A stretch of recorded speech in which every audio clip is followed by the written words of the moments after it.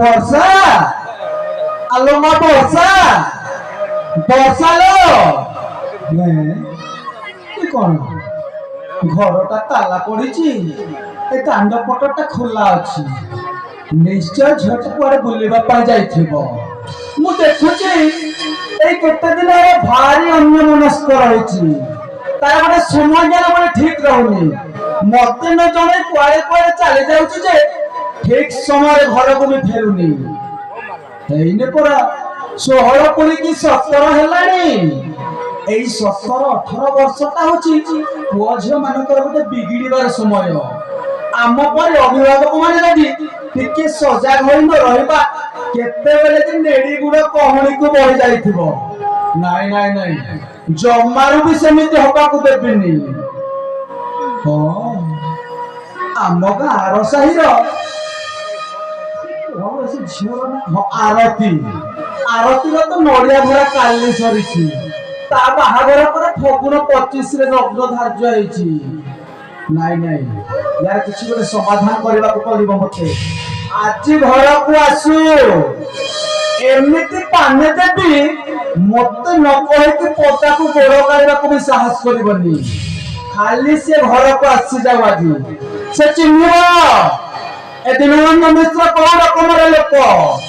ହଁ ପିଲାଟି ଦିନରୁ ଗେଲ ବସର କରି ଟିକେ ରଖିଦେଇଥିଲି ତ ସେଇଥିପାଇଁ ଆଜି ଇନ୍ଦ୍ରଚନ୍ଦ୍ର ମାନୁନି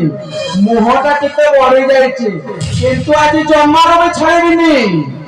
ଘରକୁ ଆସିଲେ ପାନେ ପାଇବ ଯେ ଆସୁ ଖାଲି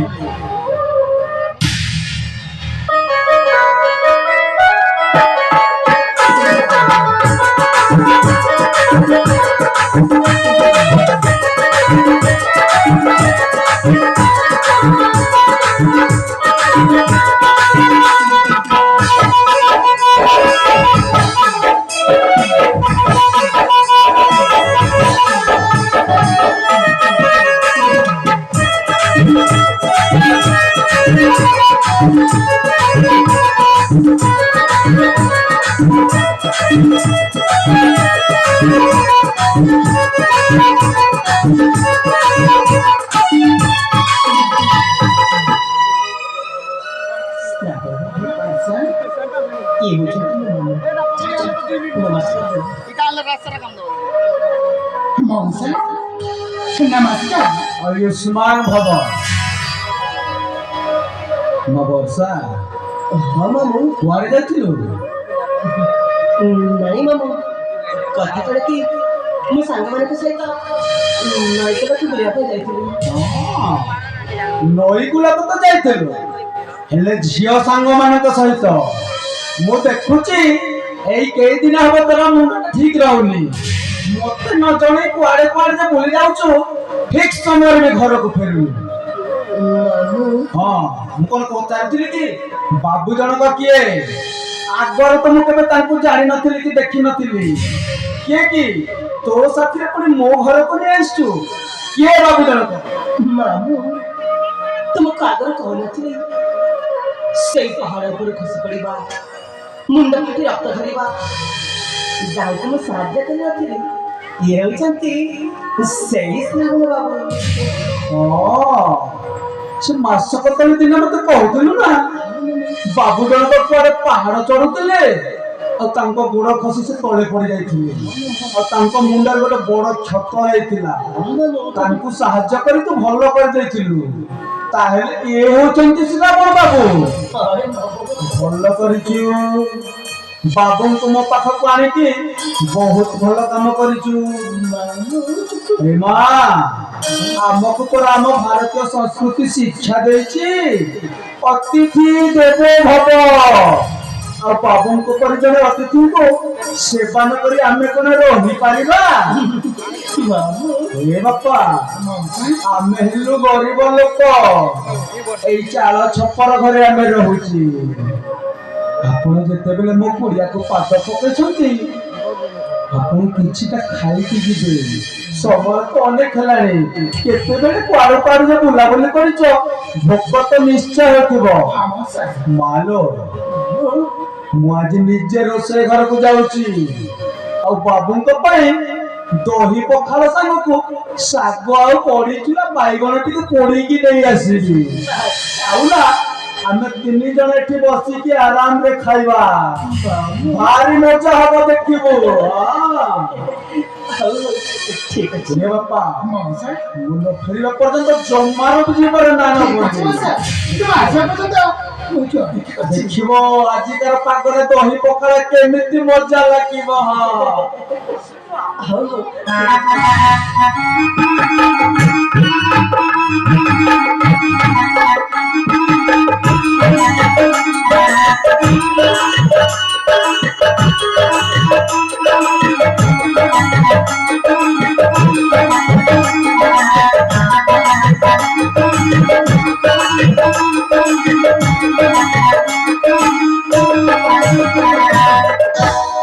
ସତରେ ମଉସା ତୁମ ନଜରେ ନା ଭାରି ଭଲ ଲୋକ ମଉସା ଏ ଦୁନିଆରେ ଏମିତି ଭଲ ଲୋକ ଅଛନ୍ତି ବୋଲି ଆଜି ମୁଁ ଠିକ ଅନୁଭବ କରିପାରିଛି। ଶ୍ରାବଣ ବାବୁ ମୁଁ ମଧ୍ୟ ତୁମକୁ ପାଇ ଆଜି ବହୁତ ଖୁସି ଅଛି। ସାଥି ମଉସା ନମସ୍ତେ ବଡ଼ ବାବୁ ହେଲେ ମଉସା ଏଇ ତୁମେ ମୋତେ କଣ କହିବାକୁ ପାଇଁ ଚାହୁଁଥିଲ ନା ଶ୍ରାବଣ ବାବୁ କହିବି ନିଶ୍ଚୟ କହିବି। ତାହେଲେ କୁହ। ଆଚ୍ଛା ଅନେକ ଦିନର ସ୍ୱପ୍ନକୁ ତୁମେ ଆଜି ସାକାର କରିଛ। ଆଜିଠୁ ତୁମେ ମୋର ଆଉ ମୁଁ ତୁମର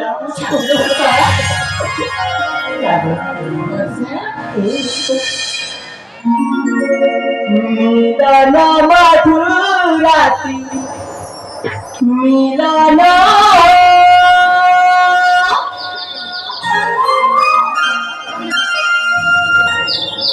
পঞ্চমন চাহি মিলন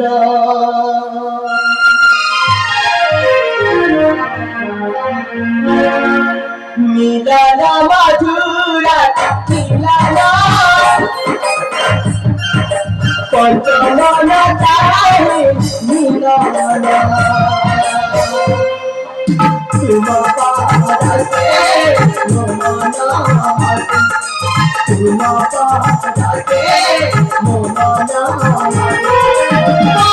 মন সারা তুতে কপন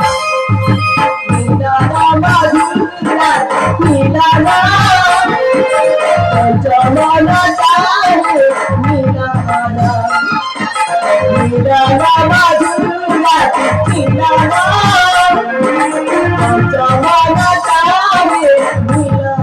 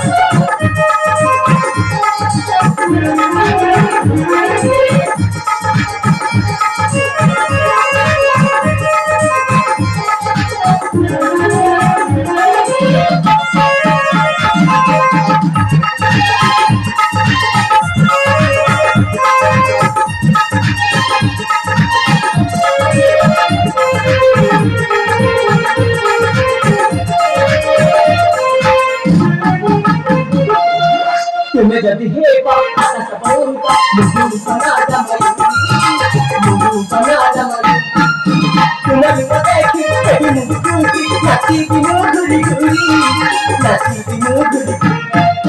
तुम्हें जदि हे बाबा सबोंता मुझे बना दमई तुम्हें देखी कभी मुझे क्योंकि नाची की मुझे घुरी জীবন সেবা সেবা মাতা মিলন মধুরা মিলন পঞ্চমন চাহে মিলন মিলন মধুরা মিলন পঞ্চমন চাহে মিলন